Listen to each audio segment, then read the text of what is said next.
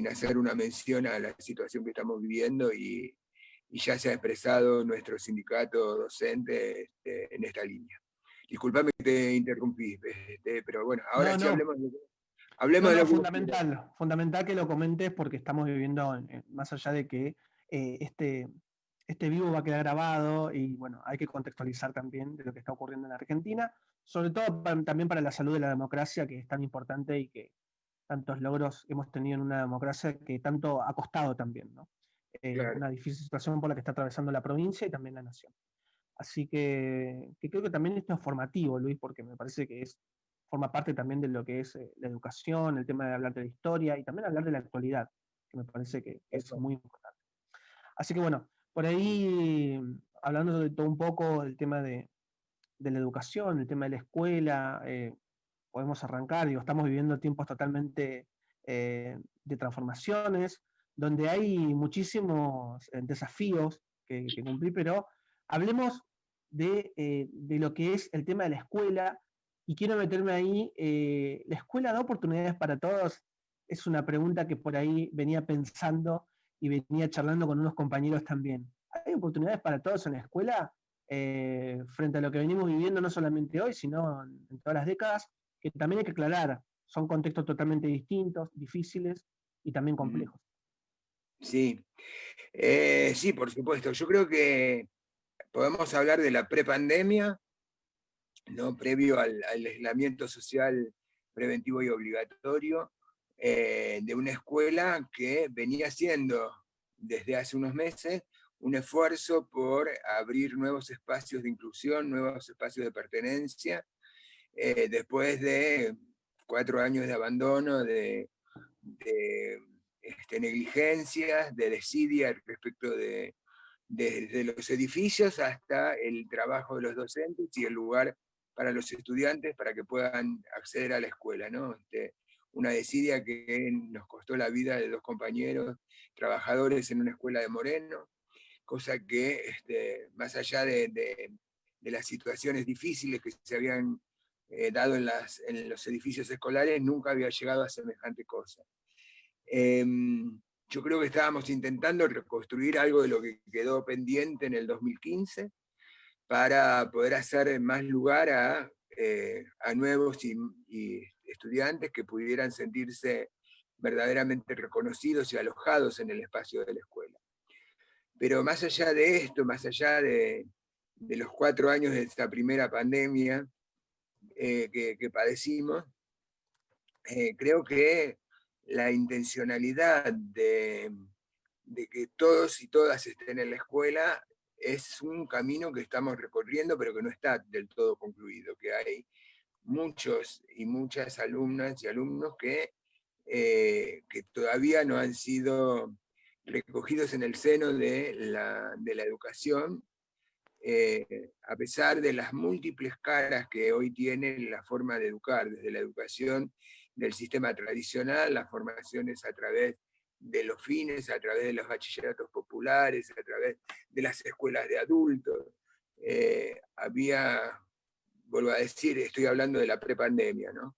Había muchos modos de acercar a aquellos que querían iniciarse en la formación, en sus estudios, y a aquellos que por alguna situación los habían abandonado y decidían retomar. Esto no quiere decir que habíamos ya llegado a todos, que todos estaban reconocidos y que todas las, eh, ¿cómo decirlo?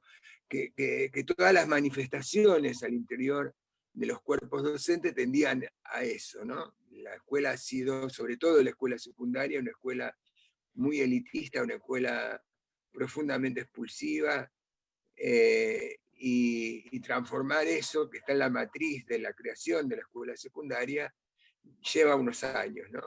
Si la decisión de la ley 1420 para que todos los chicos fueran a la escuela primaria llevó 70 años para su aplicación definitiva, y uno puede decir que los chicos casi el 100% están en las escuelas primarias, la verdad es que pensar que la obligatoriedad para el nivel secundario, que viene desde el año 2006 de la nueva Ley de Educación Nacional, todavía necesita recorrer algunos años, espero que no sean 70, pero necesitan recorrer hace unos años para que la ley se haga carne en las formas de hacer escuela, en las propuestas que los maestros, las maestras, los docentes y los equipos directivos en general tienen para que las instituciones reciban y vayan a buscar a los alumnos, no solamente para que reciban a los que vienen, sino para que piensen estrategias que permitan que chicos que no están pensando en la posibilidad de estar en la escuela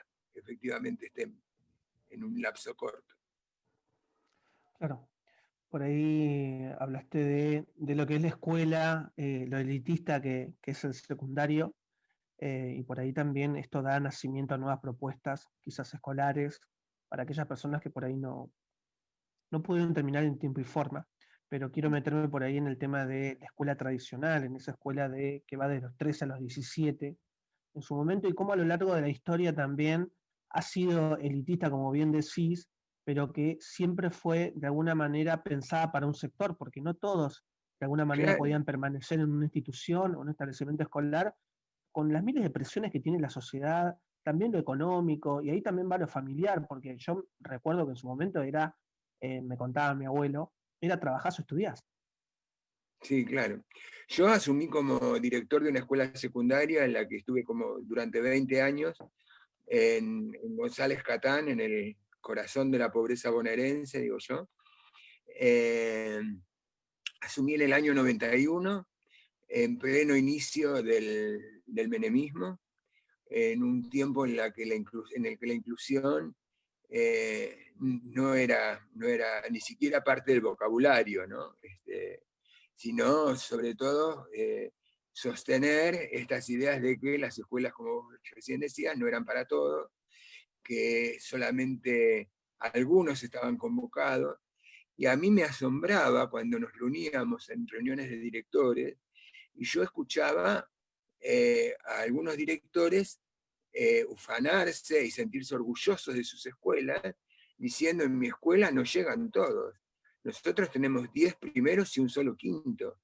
Y eso era motivo de orgullo. La verdad es que a mí me parecía tremendo, ¿no? Es decir, se enorgullecían de haber dejado en el camino el 90% de chicos fuera de la escolarización, fuera de su acceso a la escuela, que en ese momento todavía no era obligatoria, pero por supuesto siempre era una tendencia, una, una,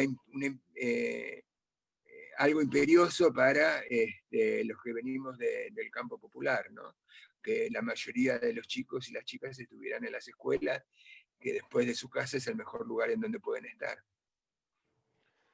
Sí, sabes que, bueno, esta es una discusión de larga data, donde ahí siempre nos metemos, ¿no? En la discusión con profes, con distintos trabajadores de educación, y la pregunta siempre es, ¿quién tiene la culpa, no? Bueno, el Estado, por un lado, el Estado que es el establecimiento escolar, y a la vez los docentes, la familia, un modelo de país, un proyecto de país, y ahí digo, hay muchas variantes para analizar, pero ¿cuál te parece que es, de alguna manera, no voy a decir el culpable, capaz me expresé mal, pero por ahí el tema de cómo hacemos para revertir esta situación, porque pasaron décadas, pasaron muchísimos años, y la realidad es que no todo el mundo termina el secundario y no todo el mundo tampoco se queda en el sistema escolar, educativo.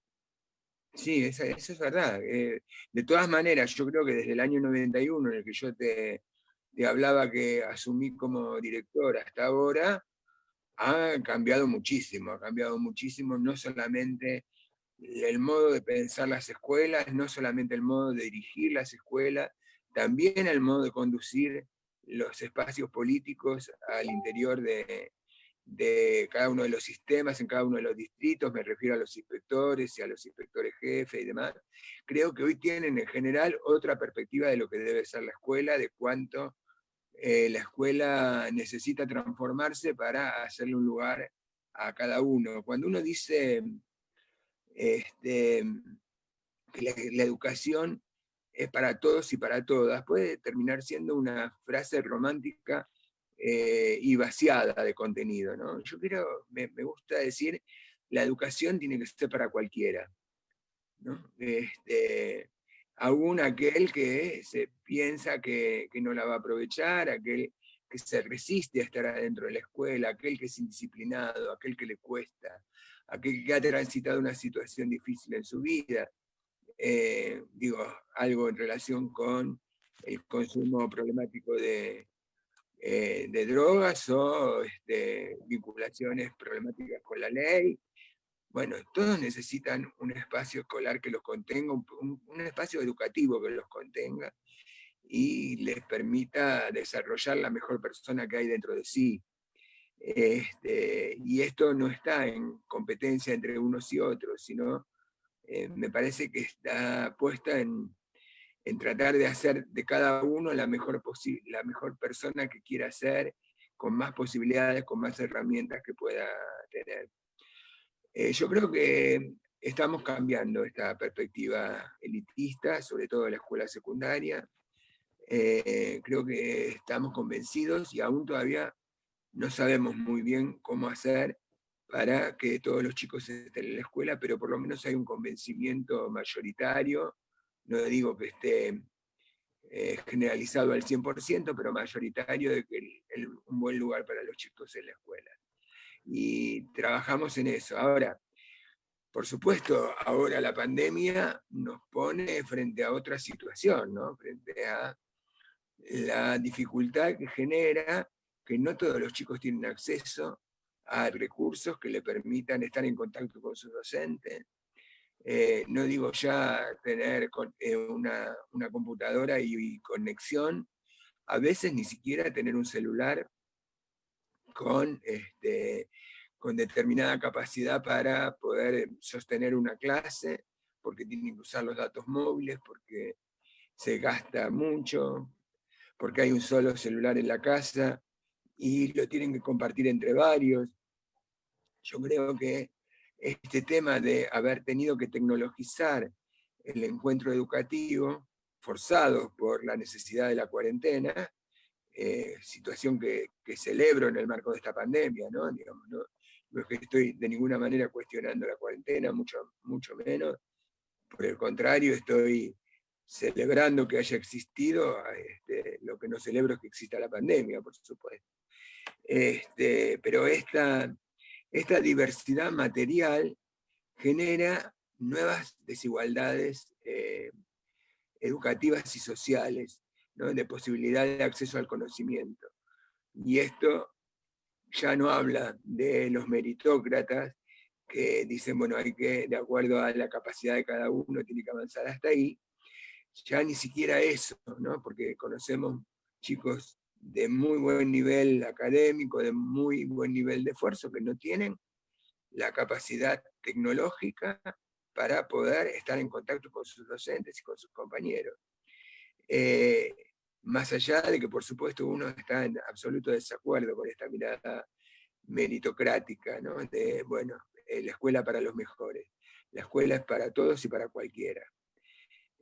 Yo alguna vez suelo contar esta historia en mi recorrido como director, me tocó afrontar situaciones de alumnos que venían a inscribirse porque habían sido expulsados. Nosotros teníamos en nuestra escuela cantidad de alumnos que habían sido expulsados de otras instituciones y algunos que no habían sido recibidos. Recuerdo el caso de un muchacho que vino a anotarse al turno de la noche y no podía creer que nosotros le dábamos una vacante, porque ya en varias escuelas más cercanas a su casa lo habían rechazado por el hecho de que había estado detenido durante 2 años, había estado preso. Y había empezado su formación secundaria estando en la cárcel, ¿no? Entonces, cuando miraban la constancia que el alumno traía, le decían, no, pero nosotros acá no recibimos presos.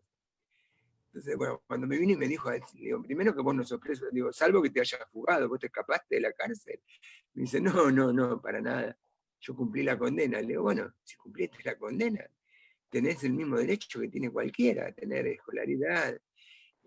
Bueno, finalmente, yo me acuerdo en este caso, le ofrecí ir a hablar con los inspectores, porque a él le correspondía la vacante y que le dieran la vacante en la escuela que estaba más cerca de su casa, o le digo, si no, si querés quedarte acá, aunque te quede más lejos, acá tenés vacante. Y me dice, no, me parece que me quedo. Y se quedó, y fue un alumno realmente maravilloso por su esfuerzo, fue delegado del curso, este, fue escolta de la bandera por sus calificaciones y porque fue seleccionado por sus propios compañeros. Y aunque hubiera sido el peor de todos, aunque hubiera sido el peor de los alumnos, tenía derecho a estar en la escuela y tenía derecho al intento de tener una mejor formación que le permitiera pararse mejor en su contexto diario, en su capacidad de acceder a lugares de discusión o a espacios de trabajo, etc., ¿no? Yo creo que algo de eso hay que seguir discutiendo, pero que estamos en un punto un poco mejor, que la pandemia ha frenado, pero no del todo, no se la ha podido llevar puesta a la intención de la escuela de alojar cada vez a más chicos. Y uno lo ve en los esfuerzos denodados que hacen los docentes para estar en contacto, para que le llegue, si no le llega a través de la computadora o del teléfono, a través de un WhatsApp o lo que fuere, que le llegue aunque sea a través de las viejas fotocopias, pero que los alumnos tengan contacto con el conocimiento. Y creo que es muy importante que esto suceda. Eh, Hay un autor que se llama Andy Hargrave, que dice, los docentes son los verdaderos héroes de la educación de este momento, ¿no? Y creo que sí, los docentes son, más allá de todas las prácticas que se hayan dado, todos los recursos que haya dispuesto los equipos ministeriales, tanto de las provincias como de la nación, hay un hacer de los docentes que hace la diferencia, que es lo que muestra la diferencia para sus alumnos. Claro, esto por ahí, bueno, ahí nombraste por ahí muchos frentes abiertos. Por un lado el tema del Estado, por un lado el tema de los profesores, que vuelvo a repetir, son el Estado también, pero el desafío también de las familias, porque esto también tiene que resolverse no solamente del Estado y la familia, sino también con los planes de estudios. ¿Vos creés que va a tener que haber nuevos planes de estudio, nuevas propuestas pedagógicas para encarar un contexto de post-pandemia? Porque recordemos que todo lo que mencionás es muy cierto. No todo el mundo tiene acceso a la conectividad Wi-Fi, los datos que se compran son carísimos, estamos con una economía que realmente también se encuentra bastante complicada, no solamente a nivel país, sino a nivel mundial. Y por ahí el desafío pasa por la escuela, por las familias, pero también con un Estado que va a tener que estar presente, porque no por nada hoy Internet y la telefonía son servicios públicos. Claro, tal cual. Me parece que esa es una decisión central que ha tomado el gobierno nacional, la declaración de servicio público de los modos de conexión, ya sea a través del cable, a través de internet, a través de la telefonía celular. Me parece que eso va a hacer diferencia. Yo creo que las reformas que la educación reclama para la pospandemia no son sobre todo relacionadas con la pandemia o con la tecnologización del contacto pedagógico. Me parece que son reformas que ya nos debíamos desde antes, que teníamos que estar pensando desde antes, y que de alguna manera la situación pandémica puso más de manifiesto, pero solamente eso. Las dificultades ya estaban, ya existían, y, las dificultades para poder pensar cómo una escuela da respuesta a las necesidades presentes de sus alumnos. Hay muchos docentes que están preguntándose si esto que estamos viviendo a partir de la educación en forma tecnológica es lo que se viene incluso después de la pandemia. Yo creo y espero que no, que esto, bueno, fue un recurso, un manotazo de ahogado cuando apareció esta situación de que había que encerrarse y no se podía ir a la escuela y hubo que empezar a pensar qué se hace. Pero yo no creo que esta sea la escuela del futuro y vuelvo a decir, espero que no lo sea, porque frente a las pantallas, como dice Michel Foucault, uno lo que encuentra son chicos sentados uno al lado del otro, perdón, no Michel Foucault, sino Philippe Merier, quise decir. Dice, chicos sentados frente a las pantallas, uno al lado del otro, consumiendo software en lugar de compartir conocimiento. Me parece que esta idea es central, ¿no? El chico solo sentado frente a la pantalla y discutiendo con lo que la pantalla le ofrece, es solamente un recurso que nos sirve y nos sirve mucho en esta situación, pero que no puede ser el modo de construir escuela a partir de la finalización de la pandemia, porque nos estaríamos perdiendo la calidez de lo que ocurre en la escuela, el contacto con los otros, la posibilidad, perdón, de la socialización, eh, la posibilidad de tener a alguien ante quien preguntarse, ¿no? No solamente un docente al cual preguntarle, sino, como dice Zambrano, un docente ante quien preguntarse. Alguien que lo desafía, alguien que lo está siguiendo, que lo mira, que mira su necesidad y que lo puede poner en un contexto. Porque lo que están defendiendo las grandes empresas educativas, las fundaciones, estas que se meten en las escuelas, las ONG, que se meten en las escuelas para privatizar la escuela pública, lo que están intentando es construir un espacio en donde haya unos cráneos que inventen lo que los chicos tienen que saber y cuáles son las actividades que tienen que desarrollar para saberlo, y los docentes seríamos simplemente traductores, en el caso de que algún chico no entienda. Pero como que habría un modo de pensar el cuarto grado unificado y el tercer año de la secundaria unificado, y el modo de pensar el quinto año o el sexto año de las escuelas de electromecánica unificado. Bueno, la verdad que esto no es posible, no es conveniente. Cada institución tiene que dar cuenta de los contextos en los cuales trabaja y de los alumnos con los cuales trabaja. Y en ese sentido no hay nadie mejor que el docente que está frente al aula y los equipos directivos que los acompañan para saber qué es lo que una comunidad necesita. Claro. Bueno, yo quiero recordar que estamos en el ciclo cultural y solidario del Instituto Bonaerense de Análisis de Proyectos. Estamos con Luis Caveda, la verdad que muy contentos de recibir virtualmente a un docente que realmente ha escrito también algunos artículos que nos vamos a meter de lleno en la segunda parte de la entrevista. La charla se denomina Entre la desesperanza y la utopía, la escuela, un lugar privilegiado para imaginar lo que vendrá. Así que bueno, empezamos a las 7 de la tarde. Quiero mandarle un saludo a todos y a todas los que están conectados ahí en Facebook, que por ahí están, bueno, mandando buena onda. Tengo personas por WhatsApp que me están preguntando algunas cosas que te las voy a mencionar después de este pequeño corte que vamos a hacer ahora. Y cuando volvemos nos metemos de lleno, no solamente en la autoría de tu libro, sino también en algunas cosas que estuve leyendo ahí sobre el tema del prólogo. Y bueno, algunas cuestiones que te voy a preguntar, Luis, donde te vamos a poner a, a debatir sobre algunas cosas, ¿sí? Así que bueno, vamos a un corte y después cuando volvemos continuamos con Luis Caveda para seguir hablando de educación, de escuela, de políticas públicas, bueno, de todo un poco. Así que en un toque volvemos. Hola, ¿cómo están?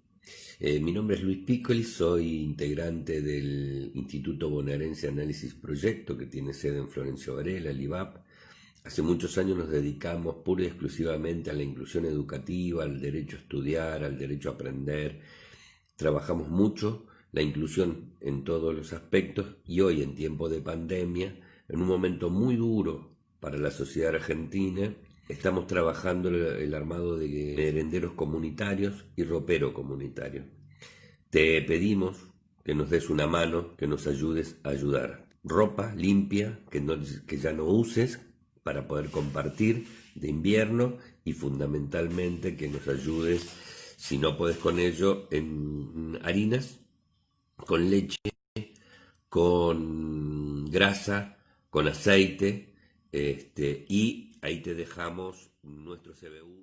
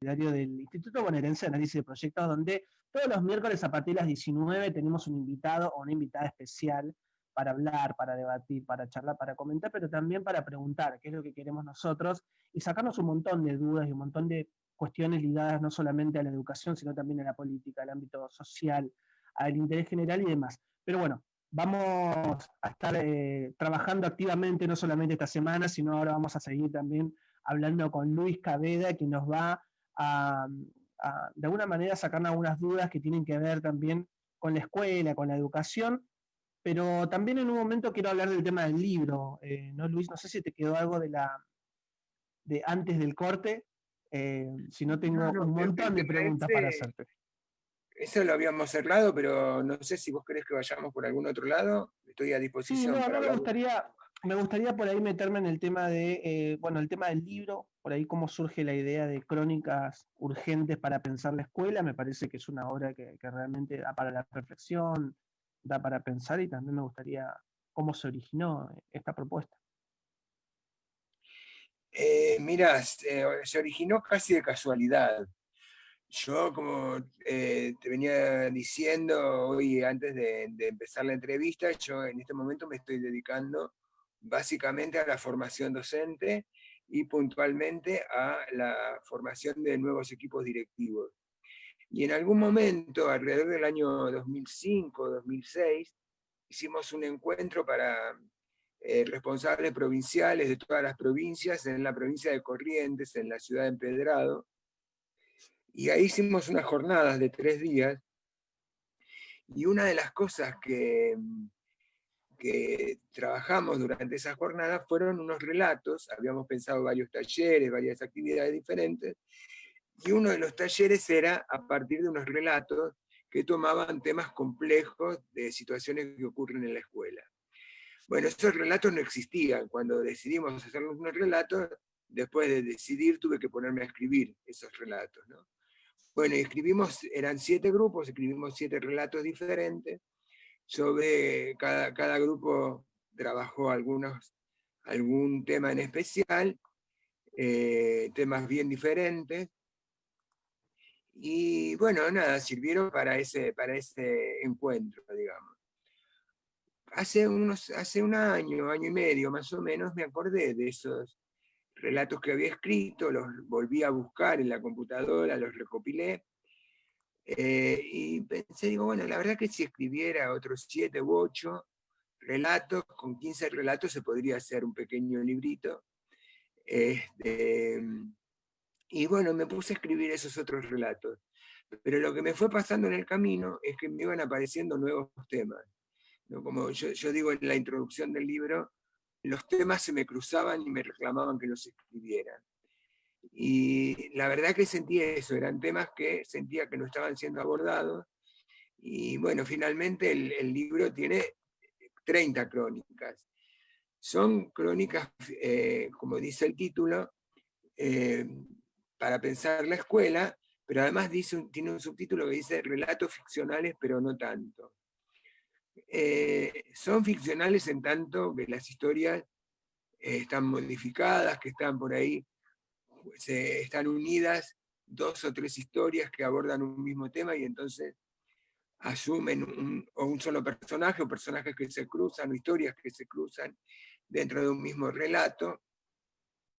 Y son ficcionales, pero no tanto, porque todas dan cuenta de situaciones que efectivamente ocurren en las escuelas y que las que, por lo menos yo intenté, y así me han dicho varios de los que han leído el libro, que se sienten reflejados en esas escenas que aparecen, que son muchas veces sin concesiones, muchas veces crudas, dolorosas, muchas veces satisfactorias, y en donde yo intenté mostrar a unos docentes desangelados, en el sentido de no ser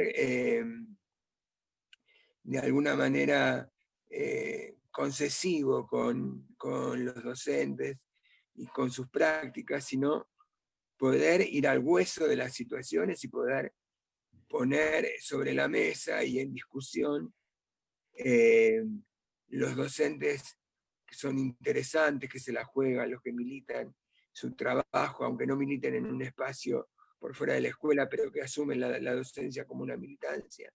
Y también los docentes que son chantas, los que se aprovechan, los que maltratan a los alumnos. O sea, no son todos angelitos los docentes, ni son todos gente detestable. Hay de todo como en las escuelas. En algunas, en casi todas, hay personajes de un lado y del otro, personajes autoritarios, personajes que reivindican el derecho, desde el derecho a la sexualidad, el derecho a la defensa de la vida, el derecho a que los chicos no trabajen, el derecho a que no sean fumigados, el derecho de las escuelas aborígenes a tener formación que tenga que ver con sus ancestros, el derecho de los chicos que van a las escuelas de isla, qué le pasa a los maestros y maestras en las escuelas hospitalarias cuando trabajan con chicos, que a veces son pibes que saben que tienen una expectativa de vida muy reducida. ¿Qué pasa con el arte en las escuelas? ¿Qué pasa con las instituciones que deciden que es necesario enseñar a los adultos a volver a jugar? Porque los adultos nos hemos olvidado de lo maravilloso que es poder jugar, ¿no? Bueno, intento retratar situaciones también en las que quedan enmarcadas las políticas provinciales o nacionales. Mientras estaba escribiendo el libro, ocurrió lo de las escuelas nocturnas que iban a ser cerradas acá en la ciudad de Buenos Aires, y escribí un relato sobre eso que se llama La Movilera, que es todo gira en torno a un personaje que es una movilera de un canal que está haciendo entrevistas en el medio de un acampe frente al Congreso, y escucha las distintas versiones y también ve en carne propia la represión con la que se saluda a los que están manifestando, digamos, ¿no? Como única respuesta a aquellos que se manifiestan. Bueno, hay historias de desamparo, pero también hay historias de protección. Hay historias en un Estado que está ausente y hay historias que recuperan lo valioso de las leyes que pueden aplicarse, lo que está disponible para que los docentes usemos en favor de nuestros estudiantes.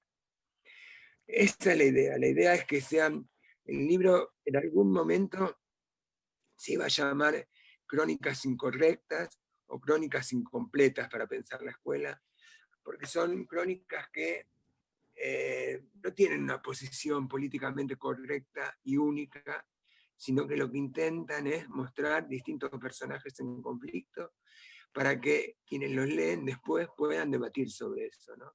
Son historias que intento yo que estén abiertas para la formación de nuevos docentes, en los profesorados, para la formación en las capacitaciones para docentes en ejercicio, para los lugares de capacitación al interior de las instituciones, en las jornadas institucionales, y como reflexión individual de un alumno, de un docente frente a un texto, que se plantea, ¿qué haría yo en esta situación?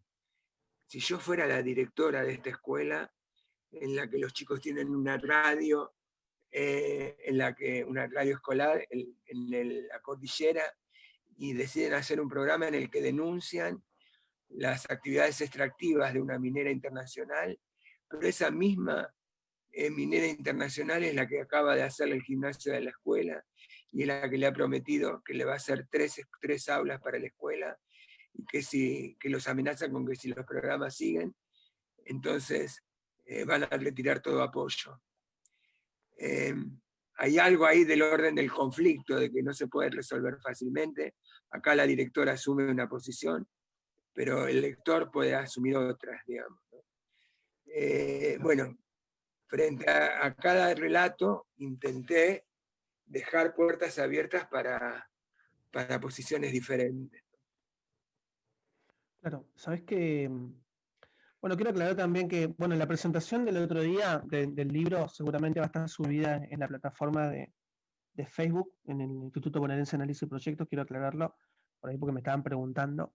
Y otra cosa, porque mientras explicabas toda esta situación y es una reflexión también, porque en otros momentos históricos y en otros contextos sociales, políticos, venimos a decir, sería imposible escribir un libro como este, porque ahí hablaste del tema de capítulos que hablan de la directora transexual, como el primero que Markovsky, el otro suicidio adolescente, ¿no? Digo, hay temas que por ahí, o el tema de hacer escuelas, hacer política, el 2 una escuela que es todo acto. Digo, la verdad que son por ahí capítulos que de alguna manera rompen con una estructura, ¿no?, escolar, pero también temas tabú, que por ahí en otro contexto no se pudieran hablar, y yo cuando me encuentro con esto, cuando me pongo a leer esto que, que nos ofreciste y que pude de alguna manera disfrutar, me encontré con una situación donde digo, esto es propio de la actualidad, porque en otro momento no podría ser por los gobiernos y por la misma sociedad, o también por temas tabú que en su momento se podían hablar y otra vez no, y creo que ahora estamos como de alguna manera rompiendo un discurso y también siendo, como se llama por ahí, atravesando una situación totalmente distinta, compleja, difícil, pero distinta, ¿no, Luis? Sí, yo creo que es así, sí. Sí, creo que hay determinados temas de los que no se podía hablar en las escuelas y que hoy están visibles, palpables, y yo intento reflejarlos en el libro. Y también, además de eso que vos decías, me parece que también este libro tenía una dificultad, que era encontrar una editorial que se lo quisiera poner al hombro, ¿no? Porque, bueno, Claro, para las editoriales es un sí. riesgo en este momento poder llevar adelante un libro. La verdad que el Lugar Editorial ha sido maravilloso en este aspecto, no me ha censurado en lo más mínimo nada de lo que dicen los cuentos, y a veces me meto con temas complejos como el tema de la religión, de los movimientos evangélicos en contra del derecho al aborto. Bueno, la verdad es que yo dije, bueno, tal vez en algún momento tenga que salir a defender algún capítulo para poder lograr que el capítulo esté, y la verdad que eso no ocurrió, pero de ninguna manera. La editorial se portó maravillosamente con el libro, lo ha cuidado, lo ha acompañado. La verdad que es una editorial muy, muy amigable. Bueno, es una editorial hecha por trabajadores que están ahí casi cooperativamente, digamos, ahí poniéndole el hombro. No es una de las grandes editoriales en donde la gente no se conoce. Eh, y en ese sentido yo le quiero agradecer a Graciela Rosenberg, que es la directora de la editorial, porque le hicieron lugar a este libro, y porque, nada, por el tratamiento que el libro tuvo dentro de la editorial, que permitió que hubiera la luz y que hoy se esté compartiendo en muchos lugares del país. La verdad que ha sido, esto era una duda que yo tenía, ¿no? Mientras escribía, digo, bueno, yo me mando, pero ¿y esto quién lo va a publicar? Bueno, Lugar Claro, Editorial lo publicó sí. completo tal como lo había escrito, tal como lo había escrito, ¿no? No tuvo ni siquiera que salir a defender un capítulo diciendo, miren, es necesario tener que fundamentar, no, no. Así como estaba escrito, así lo aceptaron y lo promovieron, y eso fue maravilloso para mí. Genial, Luis. La Eh, verdad que nos pone re contento que nos cuentes esto porque, digo, la gente que por ahí tiene el libro se encontró con esta situación y aquellos que por ahí todavía no lo tienen pueden adquirirlo. ¿Dónde podemos encontrar este libro? Porque hoy con Luis estábamos charlando también ese tema, con otro Luis, con Luis Piccoli que está ahí viéndonos también. ¿Dónde podemos encontrar este libro llamado Crónica Urgente para Pensar la Escuela? Porque es muy llamativo y seguramente mucha gente va a poder disfrutar. Mira, en este momento se puede comprar a través de la página de la editorial, que es Ah, buenísimo. www.lugareditorial, todo junto, lugareditorial.com.ar. Ahí vos entrás, está todo el catálogo, y entras a la página del libro, hay un formulario para llenar y ellos se contactan para enviarte el libro.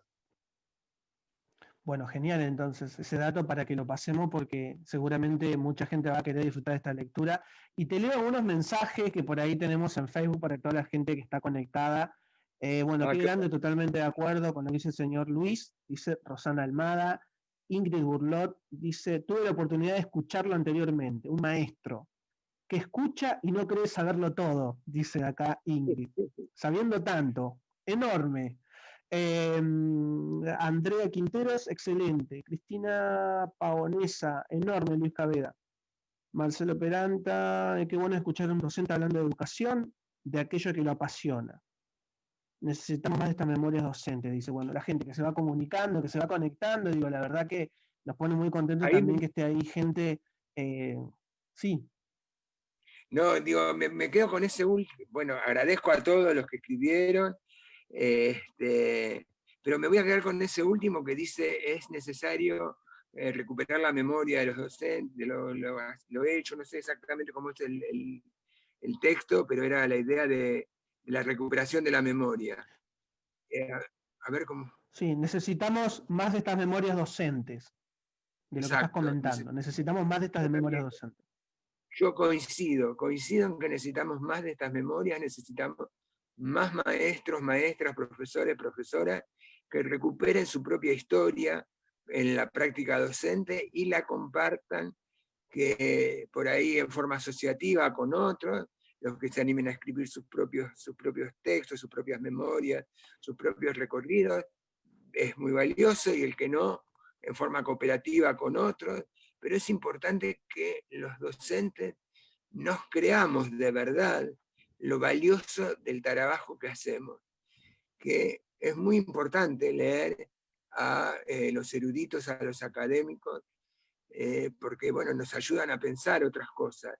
Pero la práctica docente, lo que ocurre efectivamente de aquel y aquella que está en la escuela, es una práctica que no puede ser transmitida aún a los investigadores de la academia que van a las escuelas para investigarlas, para ver qué está pasando en unas escuelas que resultan interesantes. Es muy difícil. Yo creo que es complementaria la voz de los académicos con la voz de los propios docentes, igualmente valiosas ambas. Y por eso insisto, incito, los invito a los que están escuchando y a las que están escuchando a que empiecen Bueno, a pensar en la escritura de sus propios recorridos, buenas tardes porque a todos, a necesitamos contar todas. más historias, necesitamos saber las historias de las escuelas, necesitamos compartirlas. Hay solo que animarse, hay solo. Antes de ayer estuve en una entrevista, en una presentación que se hizo en el sindicato de La Rioja, en AMP, y una de las preguntas era cómo se hace para escribir. Y digo, la verdad es que yo no tengo una receta, yo no soy escritor, soy un docente que un día decidió que quería contar algunas cosas que había vivido, otras que les contaron, y otras que lo desvelaban. Pero yo creo que hay muchas formas de sentarse frente a la escritura, incluso aquellos que temen a la hoja en blanco. Bueno, yo les propongo que piensen sobre qué les gustaría hablar, que graben un audio, contando como si le contaran a un amigo, a una amiga, aquello que les pasó, aquello que les preocupa sobre esa escena, y después la desgraben y la pulan, digamos, bueno, por ahí en el lenguaje coloquial algunas cosas tienen que ser corregidas, pero bueno, es una forma de empezar hablando, como hablando con otro, o hablando directamente con otro, y después desgrabar y después corregir.